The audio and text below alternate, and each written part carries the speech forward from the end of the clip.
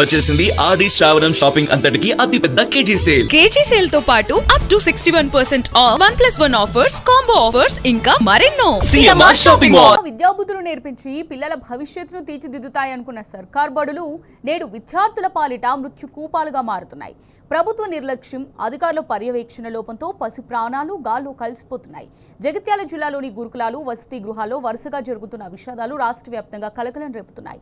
కనీస వసతులు లేక ఫుడ్ పాయిజన్ ప్రమాదాల బారిన పడి చిన్నారులు మృత్యువాత పడుతుంటే కన్నవారు కన్నీరు మున్నీరవుతున్నారు.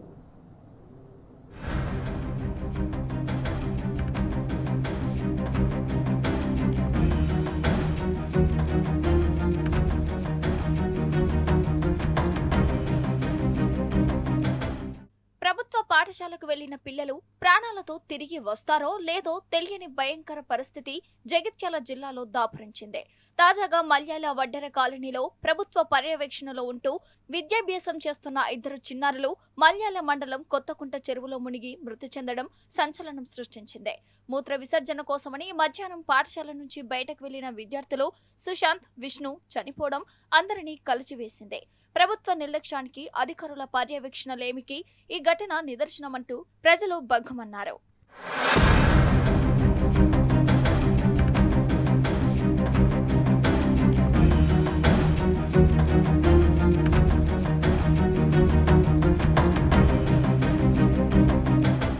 మల్యాల వద్ద గల కాలనీలో వసతి గృహం, పాఠశాల జనావాసానికి దూరంగా ఉన్నాయి.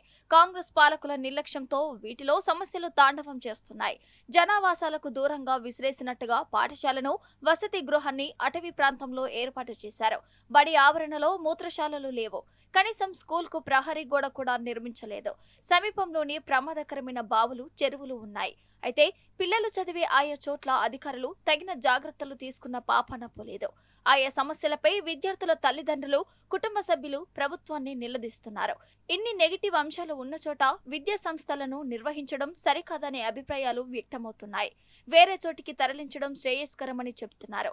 అధికారుల నిర్లక్ష్యం కారణంగానే నిండు ప్రాణాలు గాల్లో కలిసిపోతున్నాయని తల్లిదండ్రులు ఆవేదన వ్యక్తం చేస్తున్నారు.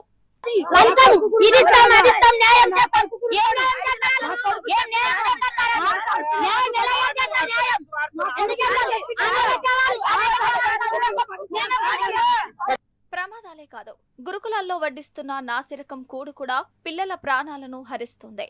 జగిత్యాల జిల్లాలో ఫుడ్ పాయిజనింగ్ కేసులు లెక్కలేనన్ని వెలుగు చూస్తున్నాయి. ప్రభుత్వ విద్యా సంస్థల్లో విద్యార్థులు చనిపోయిన సంఘటనలే కాదు, ఫుడ్ పాయిజన్ కేసులకైతే లెక్క లేకుండా పోయింది. జగిత్యాల మండలం లక్ష్మీపూర్లో ఉన్న బీసీ రెసిడెన్షియల్ విద్యార్థినులకు గత ఏడాది ఫుడ్ పాయిజన్ కావడంతో చికిత్స కోసం జగిత్యాలకు తరలించాల్సి వచ్చింది.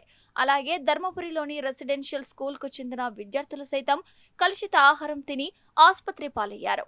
రేవంత్ సర్కార్ వచ్చినప్పటి నుంచి ఉన్నత అధికారుల అశ్రద్ధ, పర్యవేక్షణ అధికారుల నిర్లక్ష్యం వల్ల విద్యార్థులు మృత్యువాత పడుతున్నారు అన్న ఆరోపణలు వెల్లువెత్తుతున్నాయి.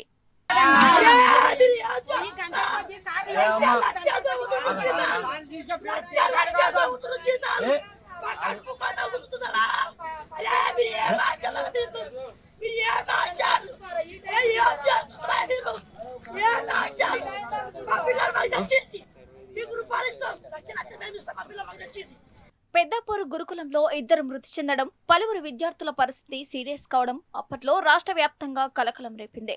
దీంతో 2024 ఆగస్టు 13న డిప్యూటీ సీఎం బట్టి విక్రమార్క వసతి గృహాన్ని సందర్శించి పిల్లల తల్లిదండ్రులతో సమావేశం నిర్వహించారు.